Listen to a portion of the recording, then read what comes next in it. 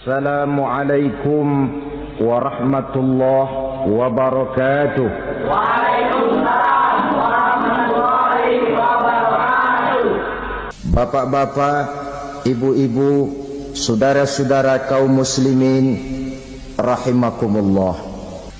Setiap orang menginginkan kebahagiaan dan tidak seorang pun menginginkan kesengsaraan dalam kehidupan ini. Namun nyatanya tidak setiap orang yang ingin bahagia mengetahui jalan yang harus ditempuhnya untuk sampai kepada kebahagiaan itu.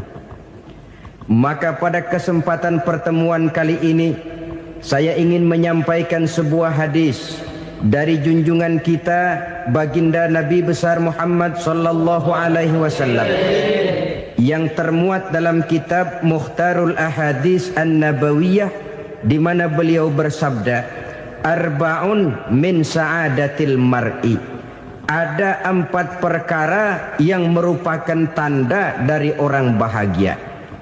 Saya mau tanya, di antara saudara-saudara yang hadir di sini, apa ada yang kepengen jadi orang sengsara? Seluruhnya tentu ingin mendapatkan kebahagiaan. Maka menurut resep dari Nabi kita, tanda orang bahagia itu 4. Jadi kalau saudara ingin bahagia harus mempunyai 4 perkara ini. Yang pertama, orang bahagia itu kata Nabi, darun wasi'un. Punya rumah biar bagus asal gede. Enak ngaturnya. Daripada sudah punya rumah kecil, adanya di pinggir kali, gubuk, kalau hujan bocor, miring lagi, kiamat. Loh, kalau gitu Islam materialis dong. Hadis ini boleh diartikan dengan makna hakiki, arti yang sebenarnya. Boleh diartikan dengan makna majazi, arti kiasan. Kalau dia diartikan dengan arti kias, maka yang dimaksud darun wasi'un ay qalbun wasi'un. Rumah yang luas tidak lain daripada hati yang lapang. Karena di situ kunci kebahagiaan yang sebenarnya. Walaupun kita cuma tinggal di petak berukuran 2 kali 3 meter, kalau hati kita luas rasanya rumah itu. Tapi biar rumah kita halamannya saja puluhan ribu hektar, ada kolam renangnya, kamar tidurnya tidak lagi terhitung. Kalau hati yang menempati rumah itu sempit, maka akan terasa sempit jugalah rumah itu. Tempat bergantungnya tidak lain adalah hati. Marilah kita mencoba melihat berbagai pandangan orang tentang bahagia ini. Ada orang menyangka bahwa bahagia itu kalau dia mendapatkan harta yang sebanyak-banyaknya. Siapa yang banyak harta, dialah raja. Apa yang dia mau, seluruhnya bisa dibeli. Keamanannya, dia bisa menyewa petugas. Seluruh fasilitas untuk menyenangkan kehidupannya bisa dibeli. Pendeknya, hartalah segala-galanya dalam kehidupan. Sampai ada pepatah mengatakan, innad darahima fil amakini kulliha taksur rijala mahabatan wa jalala.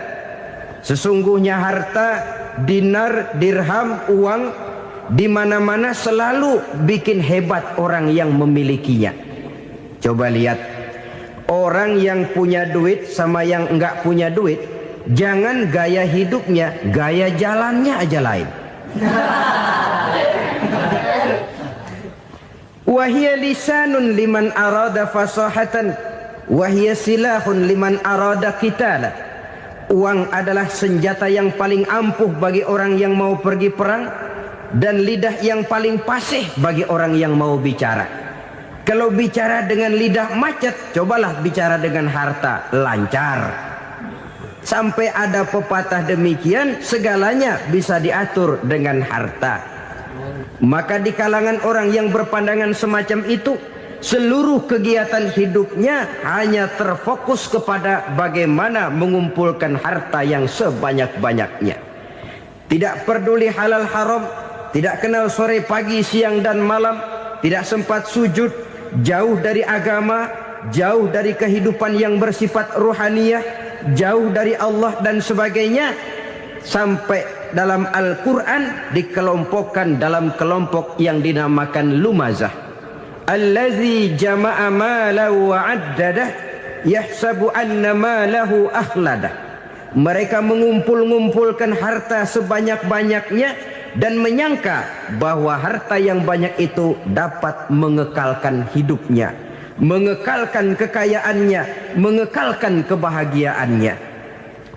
Saudara hadirin yang berbahagia, kalau pandangan hidup ini benar, artinya kalau harta memang merupakan satu-satunya hal yang dapat membuat orang bahagia, tentu di rumah mewah tidak akan pernah ada tangis derita.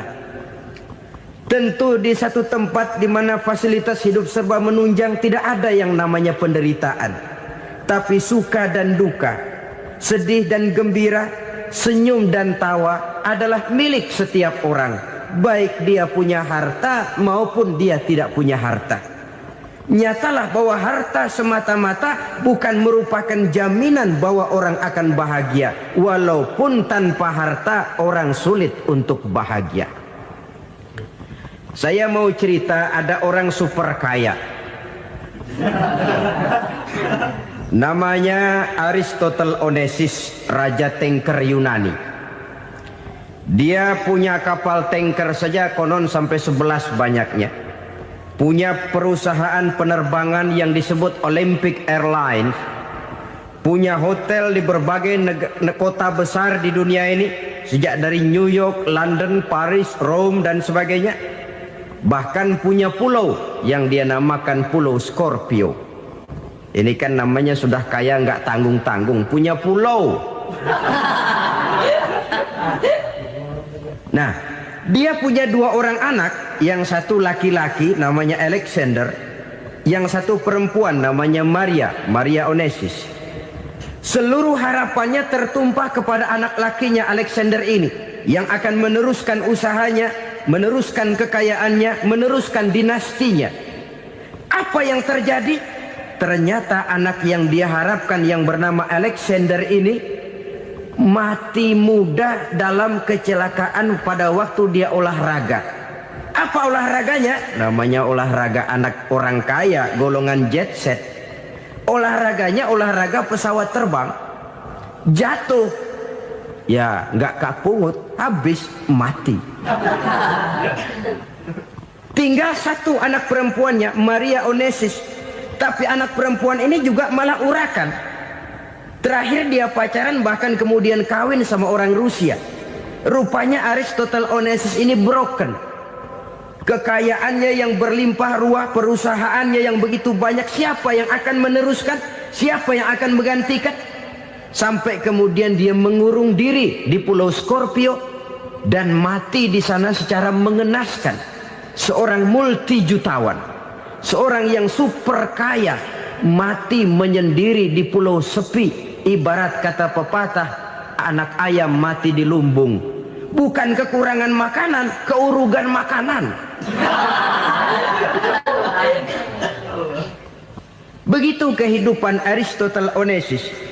Dan banyak orang-orang yang sudah demikian kaya sampai dibingungkan oleh kekayaannya sendiri.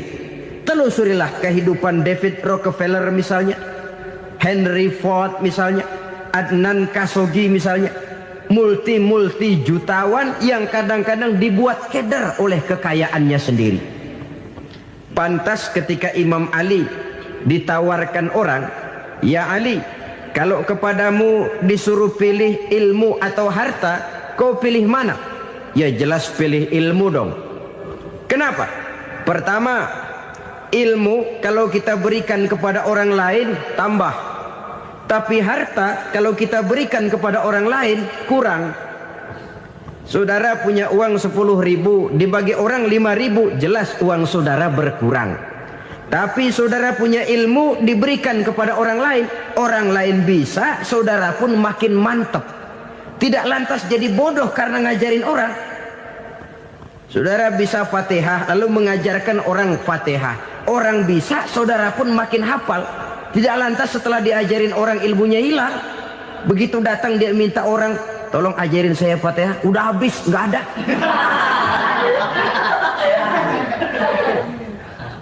Yang kedua kata Imam Ali, ilmu menjaga kita. Kalau harta kita yang harus jaga. Makin banyak ilmu makin terpelihara diri seharusnya. Tetapi makin banyak harta makin bingung kita jaganya. Sampai kadang-kadang kalau perlu seluruh keliling rumah dipasangi alarm. Belum cukup disewakan anjing besar-besar, pasang di depan pintu, awas anjing galak. Masih belum cukup juga cari centeng tukang-tukang kepruk jaga rumah. Masih terasa belum aman, padahal rumahnya dikelilingi tembok besar. Di balik tembok ada pintu-pintunya tebal. Di balik pintu itu terbuka masuk kamar, kamar pun ada pintunya, pintunya pun kuat.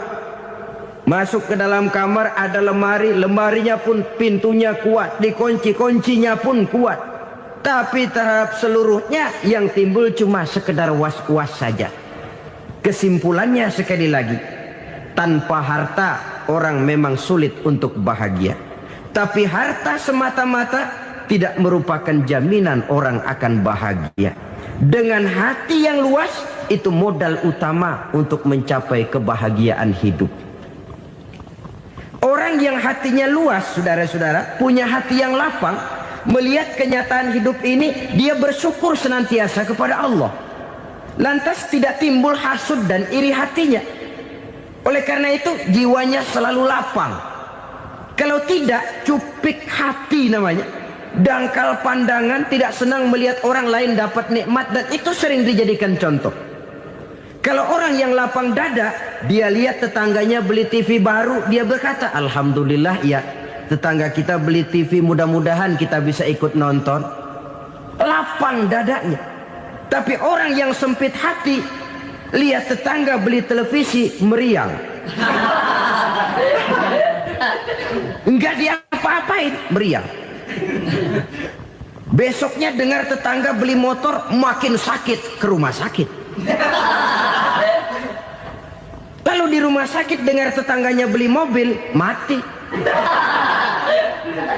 Disiksa oleh perasaannya sendiri. Orang kalau hati sudah sempit dalam hidup, kemanapun dia pergi, sempit rasanya medan kehidupannya. Kemudian kita melihat juga ada orang yang menilai bahwa bahagia itu katanya kalau punya kedudukan yang tinggi, pangkat yang agung, wibawa yang besar. Mungkin betul, tapi mungkin juga tidak. Bergantung kepada hati orang yang punya pangkat itu. Sama dengan harta tadi. Harta akan membawa bahagia kalau dia jatuh ke tangan orang yang berhati lapang. Tapi harta akan jadi bencana kalau jatuh ke tangan hati orang yang sempit. Pangkat akan membawa bahaya kalau jatuh di tangan hati orang yang sempit. Lebih dari itu, kenyataan mengajarkan kepada kita bahwa ternyata pangkat dan jabatan tidak selamanya memberikan kebahagiaan dalam kehidupan. Bahkan resikonya kelewat besar. Beberapa bukti kita bisa ambil dari para pemimpin dunia yang menjadi korban lantaran pangkat dan jabatan yang disandangnya. Saudara ingat Presiden Abraham Lincoln dan John Kennedy dari Amerika? Dibunuh orang. Park Chung-hee dari Korea Selatan, Ziaur Rahman dari Bangladesh, Anwar Sadat dari Mesir, terakhir Indira Gandhi dari India, menjadi korban dari pangkat dan jabatan yang disandangnya dari orang-orang yang tidak senang dia memegang jabatan itu. Dia akan mudah mengundang bencana. Sehingga pantas kalau seorang presiden terkemuka Amerika, Harry Truman namanya, dia mengatakan jabatan presiden itu, kata dia, seperti orang nunggang macan. Naik macan harus kita taiki, kalau enggak dia bakal nerekam kita, ngeri katanya. Adapun orang yang hatinya lapang, kalau dia menerima pangkat dan jabatan, dianggapnya itu satu kesempatan untuk berbuat baik. Tapi orang yang berhati sempit, menerima pangkat dan jabatan, bukan kadang-kadang menerima, malah berusaha setengah mati mencapai dengan segala cara. Kalau perlu jilat atas, jilat atas. Jadi golongan sumuhun dawu. Jadi kelompok kulon nuwun, yes sir, yang kerjanya cuma oke bos. Kalau perlu jilat atas, jilat atas. Kalau perlu injak yang bawah, injak yang bawah. Perlu sikut kiri kanan, sikut kiri kanan. Yang penting pangkat dapat, jabatan dapat. Orang yang semacam ini, kalau sudah mempunyai pangkat dan jabatan, biasanya dia tidak menganggap itu sebagai amanah, tidak menganggap sebagai kesempatan berbuat baik, tapi malah kesempatan untuk memperturutkan hawa nafsunya yang dilatar belakangi oleh kesempitan hatinya tadi. Apalagi kalau orang memperoleh pangkat karena banyak mengeluarkan uang. Seakan-akan pangkat dan jabatan itu sekarang macam proyek, pakai tender. Siapa yang berani bayar segini naik, nggak berani minggir. Padahal logikanya, kalau orang mencapai satu jabatan karena banyak mengeluarkan uang, hampir bisa dipastikan bahwa setelah jabatan itu dia pegang, langkah pertama yang akan dilakukannya ialah berusaha bagaimana uang yang dia keluarkan supaya kembali. Ya paling kurang pulang modal dulu dong. Soal mikirin rakyat soal nanti, tapi ini modal harus pulang. Itu celakanya kalau orang memperoleh pangkat dan jabatan cuma karena banyak mengeluarkan uang. Jarang orang yang mempunyai keyakinan dan pandangan bahwa pangkat dan jabatan merupakan amanah. Jadi sekali lagi, pangkat dan jabatan mungkin saja membawa kebahagiaan kalau jatuh ke tangan orang yang berhati lapang. Tapi bisa jadi bencana kalau dia jatuh ke tangan orang yang mempunyai hati yang sempit. Dan lagi-lagi stresnya hati yang lapang. Lalu sebagian orang, saudara, ada yang berpandangan katanya bahagia itu kalau jadi orang terkenal, mempunyai popularitas, menjadi idola di kalangan remaja, di kalangan orang tua, di segala lapisan masyarakat. Padahal makin populer orang makin terikat dia. Ya kalau macam kita ini kan nggak punya nama, nggak populer, tengah malam buta mau nongkrong di warung Tegal aman. Tapi pangkat, jabatan, kedudukan, popularitas menyebabkan kita diikat dengan berbagai macam peraturan. Cuma mandi sama ke WC saja yang nggak dikawal.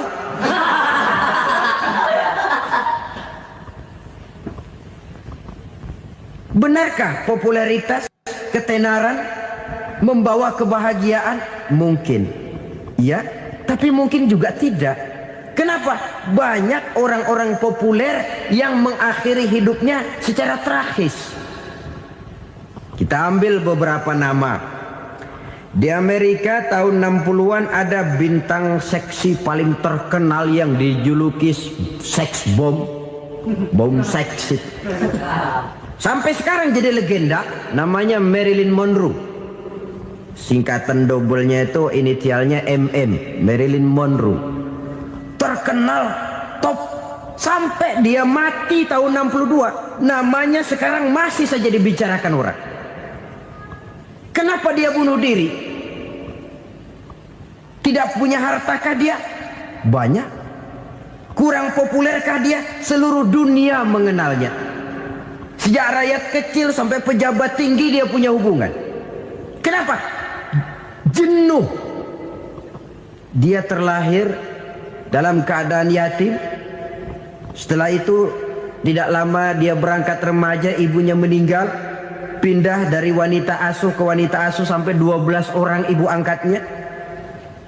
Dan kekecewaan yang paling parah, setiap laki-laki yang dekat dengannya hanya seperti kapal berlabuh.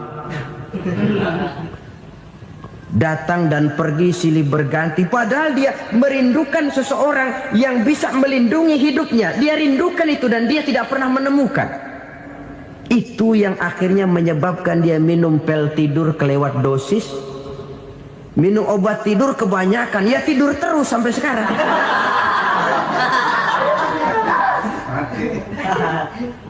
Dia mengakui, saya telah memiliki ketenaran, tapi saya tidak pernah hidup dalam ketenaran itu. Saya pandai main sandiwara, tapi saya ingin hidup dalam alam yang real sebagaimana umumnya orang. Itu yang dia rindukan. Menyusul jejak yang namanya Marilyn Monroe ini, Billie Holiday, saudara kenal tentu, di rumah sakit dirawat. Dia juga minum obat overdosis, mati lagi. Jimi Hendrix minum obat tidur overdosis kelewat batas, mati lagi. Lalu yang menghanyutkan diri di danau, Janis Joplin dan Brian Jones. Ini orang-orang populer, orang-orang terkemuka yang mengakhiri hidup secara tragis, bukan karena tidak terkenal, mungkin karena sudah saking terkenalnya. Contoh paling belakangan, Bruce Lee.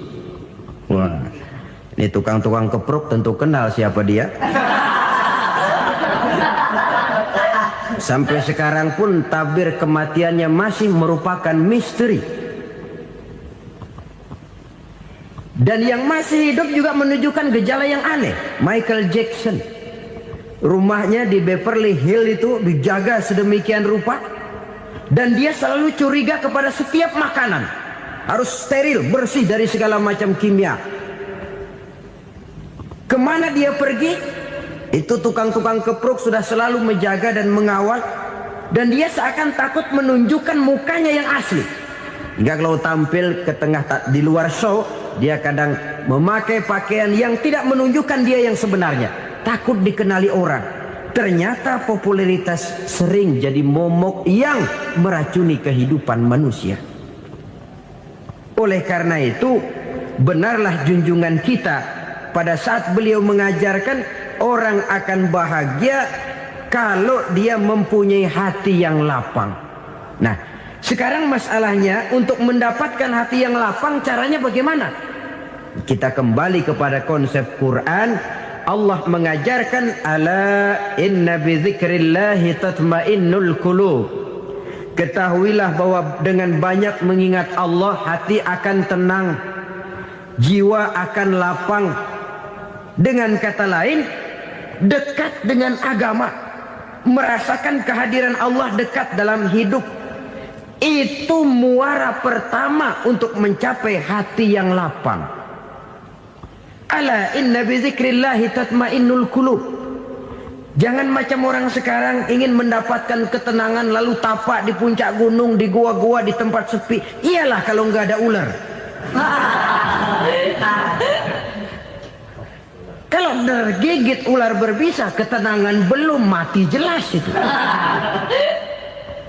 Islam positif untuk mendapatkan ketenangan. Ala inna bi dzikrillahi tatmainnul qulubi. Bahwa ketahuilah bahwa dengan banyak mengingat Allah, hati akan tenang, jiwa akan lapang, nuansa pikiran akan luas. Karena yang namanya bahagia ada dimanapun manusia berada.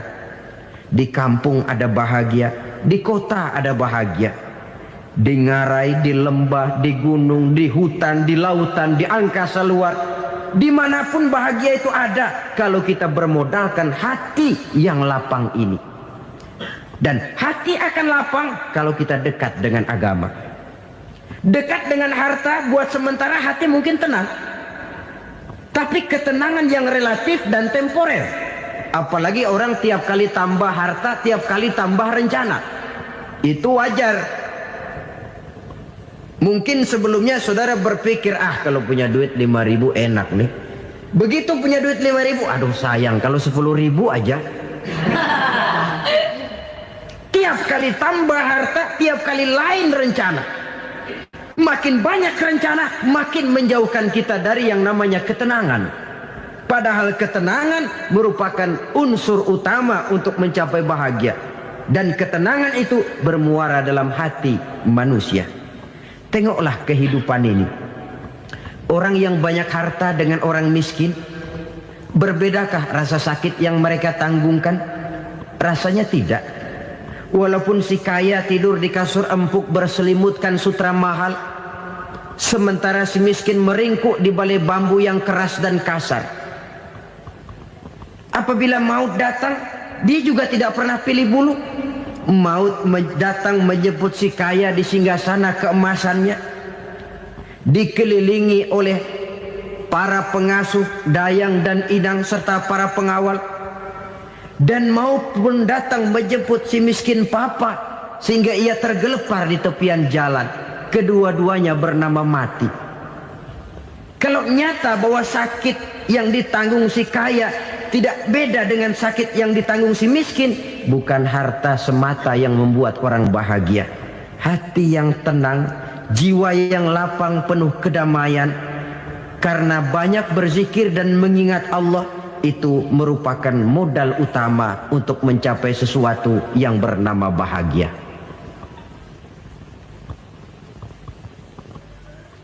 Saudara hadirin yang saya hormati, inilah yang pertama dari 4 ciri yang digambarkan oleh Nabi tentang tanda-tanda orang bahagia.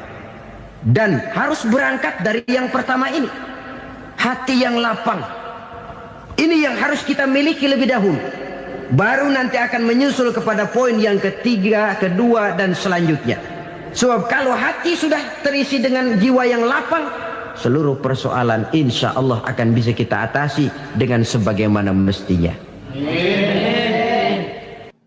Yang kedua sekarang, tanda orang bahagia menurut baginda Nabi, markabun syariah.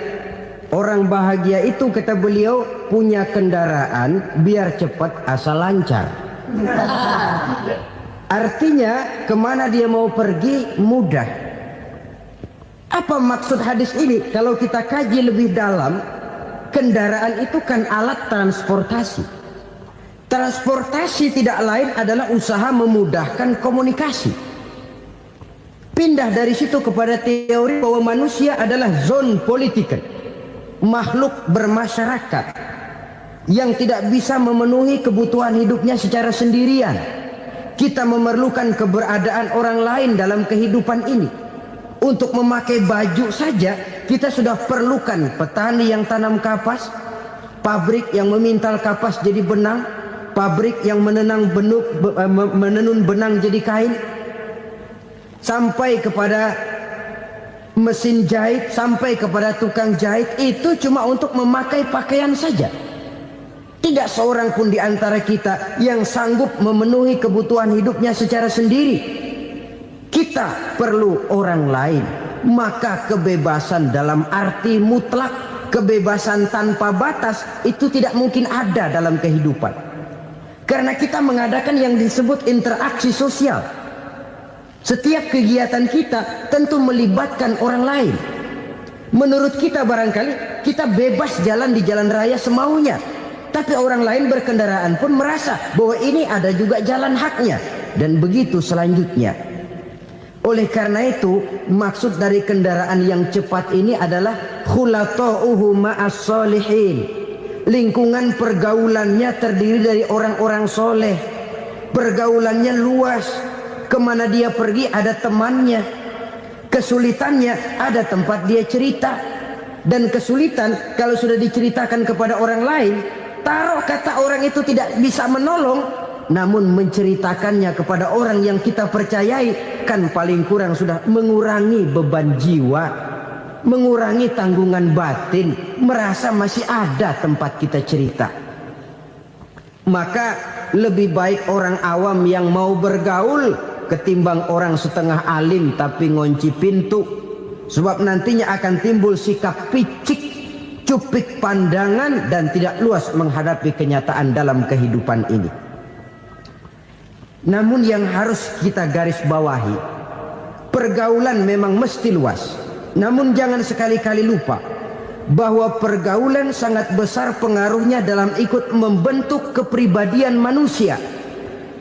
Sehari-hari bisa kita bilang, kalau kita dekat sama tukang minyak wangi, sekalipun nggak dibagi minyaknya, baunya tentu dapat. Betul? Tapi dekat sama tukang elas, walaupun nggak kena apinya, asapnya mesti kena. Kalau Syauqi mengatakan lebih jelas lagi, man asyaral asyrafa asa musyarrafan wa muasyiral anzali ghairu musyarrafin. Awalam taral jildal hakira muqabbalan bisagri lamma sara jildal mushaf. Siapa yang bergaul dengan orang mulia, dia bakal ikut menjadi mulia. Tapi siapa yang berteman dengan orang hina, dia tidak bakal ikut menjadi mulia. Tidakkah kau lihat, kata Syauqi, kulit kambing yang hina pun dicium orang ketika menjadi kantong Quran. Kulit kambing hina, kalau dia sendirian gak ada yang mau cium. Tapi begitu dia bergaul dengan Quran, menjadi kantong Quran, dipakein minyak wangi, ditaruh di tempat yang tinggi, mau diambil dicium dulu, dibawa dengan penuh hormat dan hati-hati. Kulit kambing yang hina lantaran berteman dengan Quran, numpang mujur. Tapi coba lihat kalau kulit kambing berteman dengan kayu, jadi beduk, habis. Zohor dikemplang, asar dipukul. Itu pun sedikit saja, cuma salah milih teman. Yang temannya Quran dihormati orang, yang temannya kayu lantaran jadi beduk, gelap-gelap subuh orang udah kemplangin.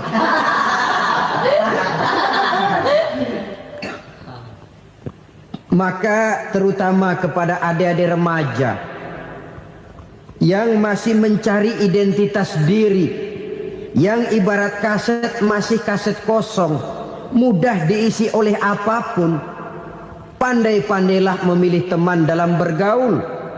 Karena banyak orang yang tadinya baik-baik, ketika terseret dalam pergaulan dengan orang yang tidak baik, kebaikannya menjadi lentur dan luntur. Tapi berapa banyak bajingan-bajingan tengik, orang-orang yang berlumur noda dan dosa, tiap hari melakukan maksiat, namun bergaul dengan orang yang baik-baik, pada akhirnya sedikit demi sedikit beringsut dan berangsur dia terbiasa mengikuti kebaikan-kebaikan. Saya tekankan ini kepada remaja karena mereka masih mencari identitas diri. Apa yang mereka lihat mereka mau, apa yang mereka dengar mereka ingin tahu. Coba lihat kehidupan remaja. Pulang nonton film Rambo, pengen jadi Rambo, gagah, maunya belekai melulu.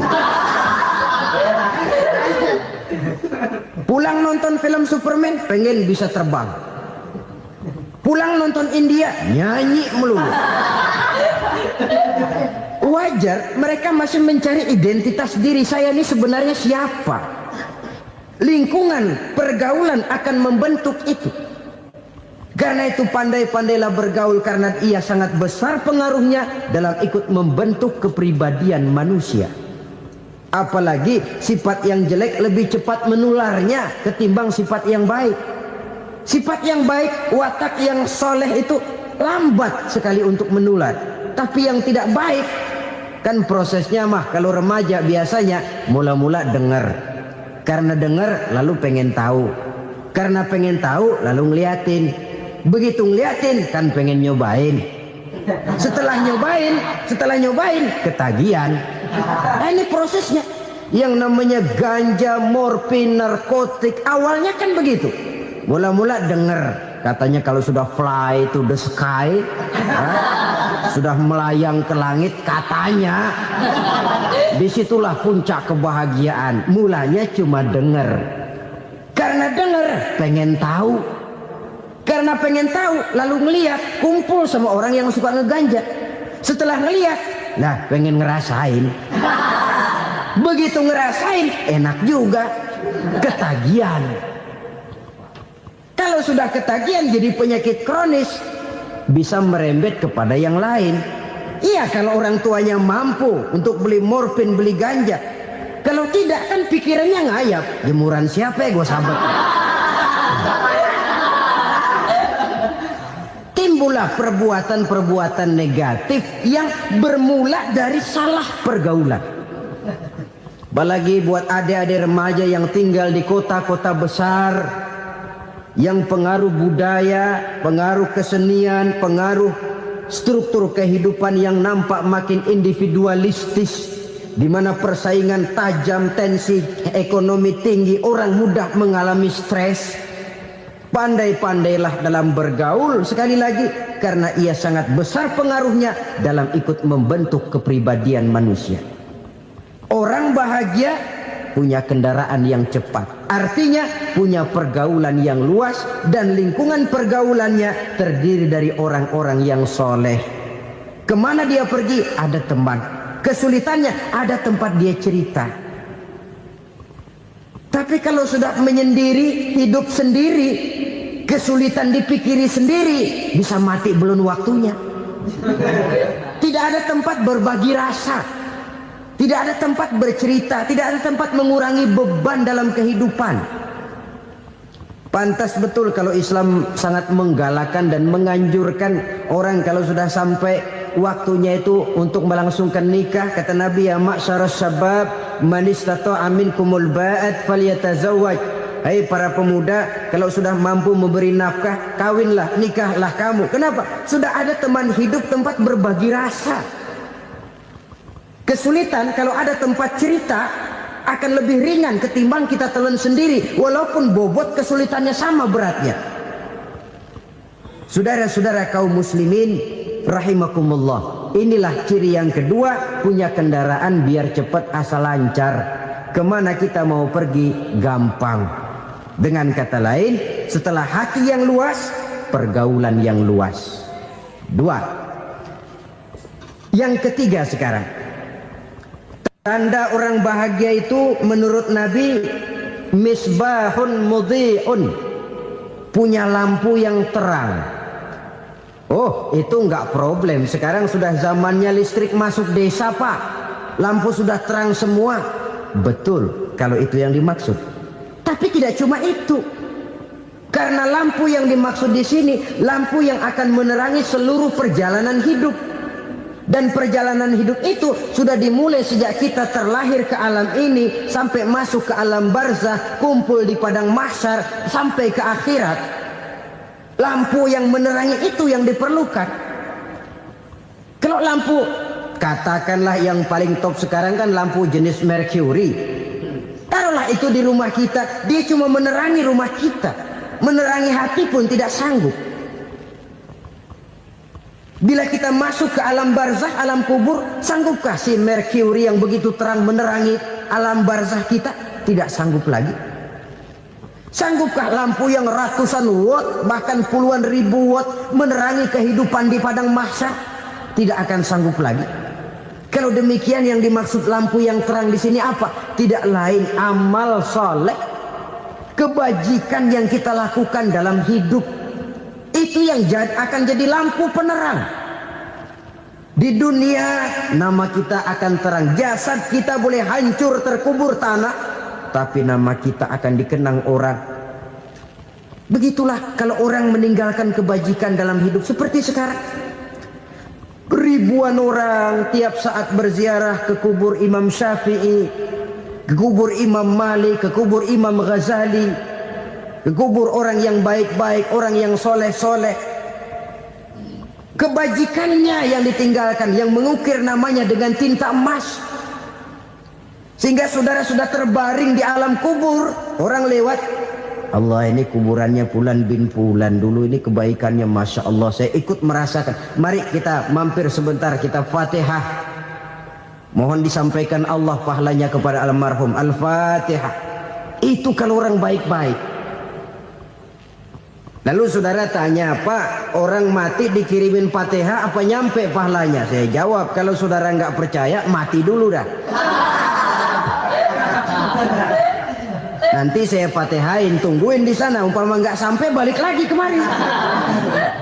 Sekarang ini kan maunya otak-otakan saja. Kalau nggak masuk otak, nggak percaya.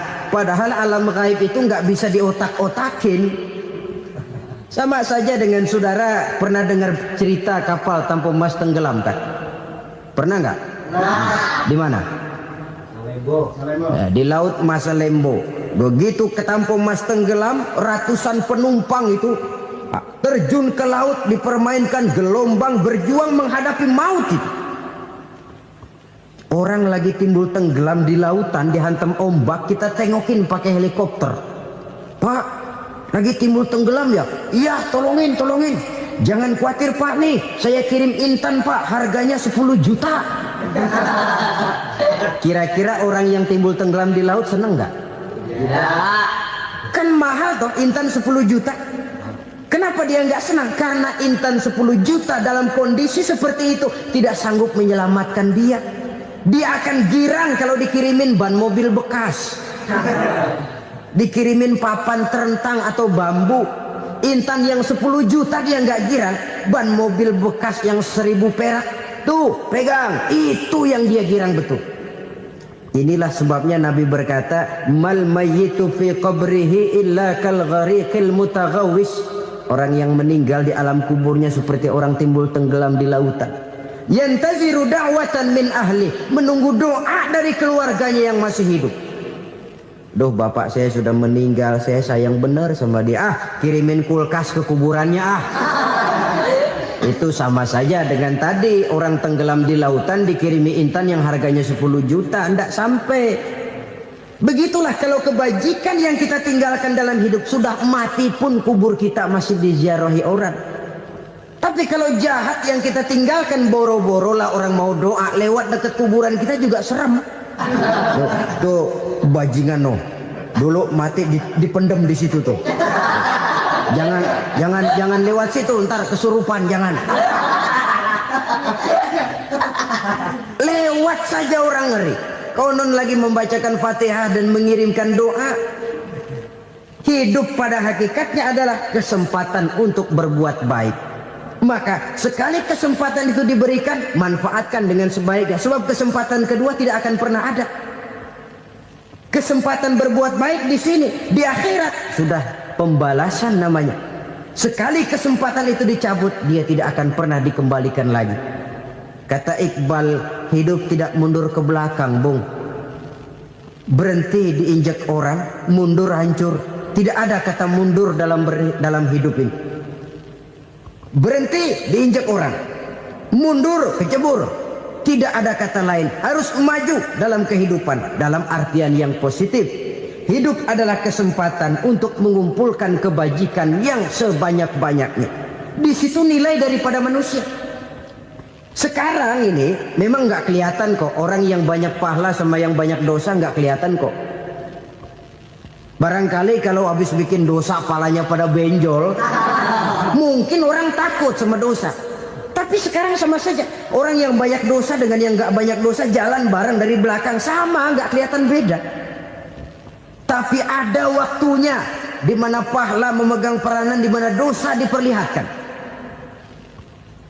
Sama saja kalau kita bawa mobil siang, lampu kan nggak begitu berfungsi. Apa lalu bilang, alah ini lampu berat-beratin, copot-copotin aja dah. Tidak perlu begitu. Kenapa? Pada satu saat malam senja akan datang. Bila matahari terbenam, senja pun datang, gelap mulai merayap, disitulah baru terasa perlunya lampu. Pahala begitu. Sekarang orang yang nggak ada pahalanya nggak kelihatan dalam kehidupan. Tapi pada satu saat senja kehidupan akan datang. Ajal merenggut nyawa, malam merayap, dan hidup mulai diliputi kegelapan di alam barzah. Dikala itu kalau nggak punya lampu, alangkah malangnya kita. Sebab amal yang baik, kata Nabi, di alam barzah itu akan diciptakan menjadi perempuan yang cantik menemani kita. Amal yang jahat akan menjadi orang yang paling jelek nemenin kita. Udah di tempat gelap yang nemenin jelek.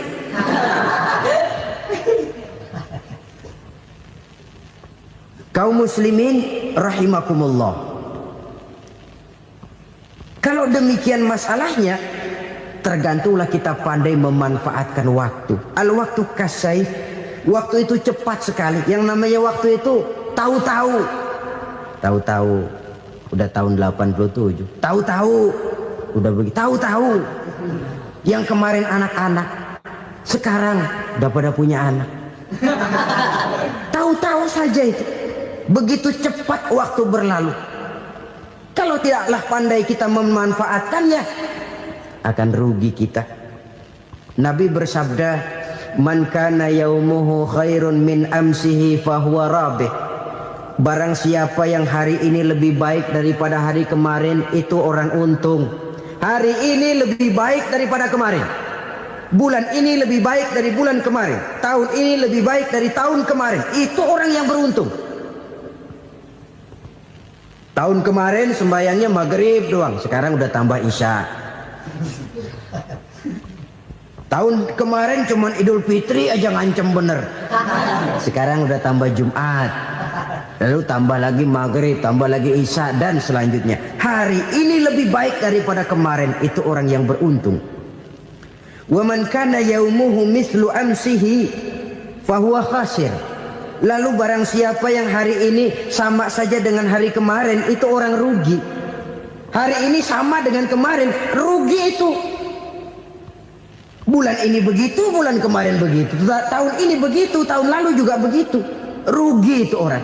Rugi apa? Rugi umur. Umur tambah, amalan gak pernah tambah. Dan saya pikir lebih merupakan azab ketimbang nikmat kalau orang dikasih panjang umur cuma untuk numpuk dosa. Mending mana? Panjang umur banyak dosa sama pendek umur dikit dosa? Mending mana? Mending mana? Ya, paling mending tentu panjang umur banyak pahala. Tapi kalau tidak, sekali lagi, lebih merupakan azab ketimbang nikmat kalau orang diberikan panjang umur tapi cuma untuk sekedar menumpuk dosa. Kehilangan kesadaran bahwa dunia bukan terminal akhir dari satu perjalanan. Dia cuma halte di mana kita berhenti sebentar untuk menuju kepada terminal yang hakiki. Saudara-saudara kaum muslimin rahimakumullah, inilah lampu yang akan menerangi kehidupan. Amal yang kita lakukan di dalam kehidupan. Jadi yang dimaksud dengan lampu yang terang, kebajikan yang kita kerjakan dalam hidup. Nah, setiap orang di awal tadi saya bilang ingin bahagia. Bahagia itu kan hakikatnya kumpulan senang dan selamat. Senang, selamat. Apa bedanya? Senang tapi tidak selamat, nggak bahagia. Selamat tapi nggak senang, nggak bahagia orang. Contoh, kalau orang korupsi, duitnya banyak, senang dia, tapi keselamatannya. Ada tentara baris di samping rumahnya udah bingung, padahal tentara latihan. Tentara cuma latihan, dia bingung. Senang, tapi karena keselamatannya tidak terjamin, dia tidak bahagia. Sebaliknya pegawai negeri jujur benar cuma segaji-gajinya, selamat nggak korupsi tapi melarat, ya nggak bahagia juga, kurang senang. Kesenangan dan keselamatan untuk dunia saja, ya sekali lagi, kalau cuma sekedar untuk dunia saja bisa dibeli pakai uang, bisa dibeli pakai uang. Saudara ingin selamat bisa dibeli pakai uang, saudara ingin senang bisa dibeli dengan uang. Tapi setelah mati masuk ke alam barzah, habis kekuasaan uang. Nggak bisa lagi beli keselamatan pakai uang, tidak mungkin lagi membeli kesenangan dengan uang. Di situ pahala yang megang peranan. Makin banyak pahala, makin banyak saham untuk membeli kesenangan dan keselamatan, untuk memperoleh yang namanya bahagia. Dan jangan lupa loh, di alam barzah kita nggak sebentar, menunggu datangnya kiamat. Loh iya, kalau kita begitu dikuburin terus kiamat datang, untung. Tapi kalau masih harus 1000, 2000, puluhan ribu tahun yang akan datang, dalam satu penantian yang begitu lama, tanpa saham untuk memperoleh kebahagiaan, satu kemalangan yang tidak ada pernah putus-putusnya. Janganlah tergelincir oleh kebahagiaan sebentar yang menipu dengan mengorbankan kebahagiaan hakiki yang berjangka panjang. Apa artinya senyum sejenak kalau harus ditebus dengan tangis seumur hidup? Biarlah kita minum jamu, pahit memang, getir memang, tapi kan besok badan sehat. Daripada sekarang minum sirup, manis memang, enak memang, tapi bibir pada jontor besoknya. Sirawan, batuk, nggak karu-karuan. Banyak orang tertipu oleh kesenangan yang sebentar, Padahal laisa kullu ma yalma'u zahaban. Belum tentu semua yang berkilat itu emas. Belum tentu semua yang gemerlap itu intan. Karena itu marilah manfaatkan kesempatan yang diberikan Allah ini untuk mengumpulkan kebajikan yang sebanyak-banyaknya. Yang terakhir sekarang, yang keempat, tanda orang bahagia kata Nabi. Zaujatun salihah. Orang bahagia itu tanda yang keempat kata Nabi, punya istri biar cakep asal taat. Sudah surga itu sudah. Cakep taat. Istri kayak gitu, kalau belum mati jangan dikuburin dulu. Sudah cakep taat lagi. Tapi kadang-kadang enggak, udah jelek ngadat melulu.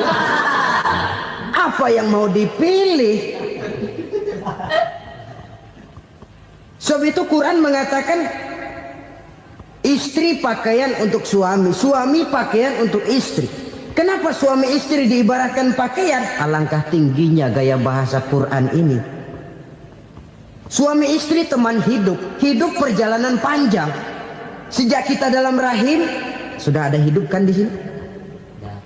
Sampai ke alam dunia, masuk ke alam barzah, kumpul di padang mahsyar, sampai menuju akhirat, itu perjalanan hidup. Carilah istri atau suami teman hidup yang membawa manfaat tidak hanya kehidupan di dunia ini, sampai di alam barzah, sampai di padang mahsyar. Suaminya mungkin meninggal lebih dulu atau istrinya mungkin meninggal lebih dulu. Tapi suami atau istri yang masih hidup berbuat kebajikan. Suami saya meninggal, ada hartanya, saya sedekahkan, niat pahala untuk almarhum suami saya. Ini teman hidup.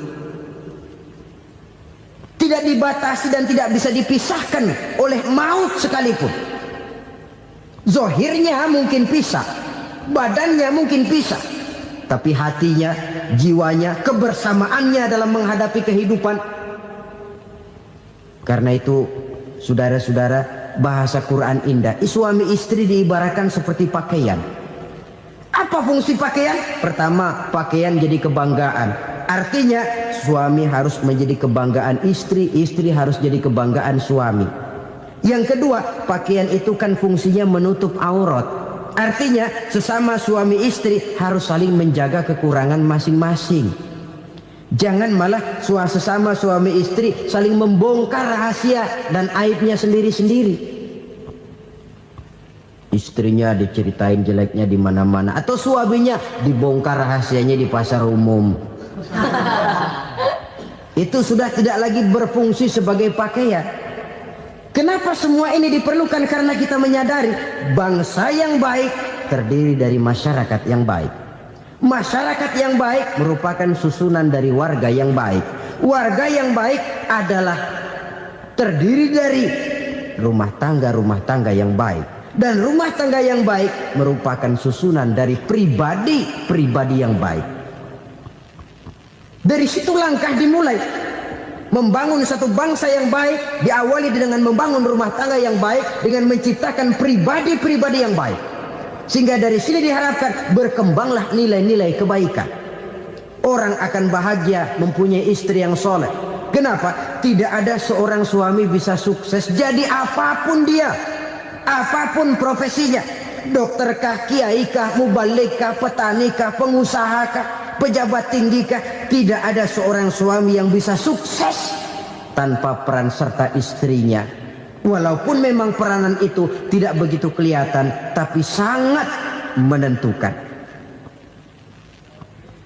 Karena itu, saudara hadirin yang saya hormati, Islam sangat menghargai kaum wanita, memberikan kedudukan yang tinggi sepanjang tidak mematikan kodrat kewanitaannya. Nah, kalau sudah kesuksesan ini diawali dari rumah tangga, karier di masyarakat mudah untuk dikejar. Tapi keberantakan di rumah tangga merupakan kegagalan pertama di tempat lain. Nah, inilah saja yang dapat Al-Fakir sampaikan pada pertemuan kali ini.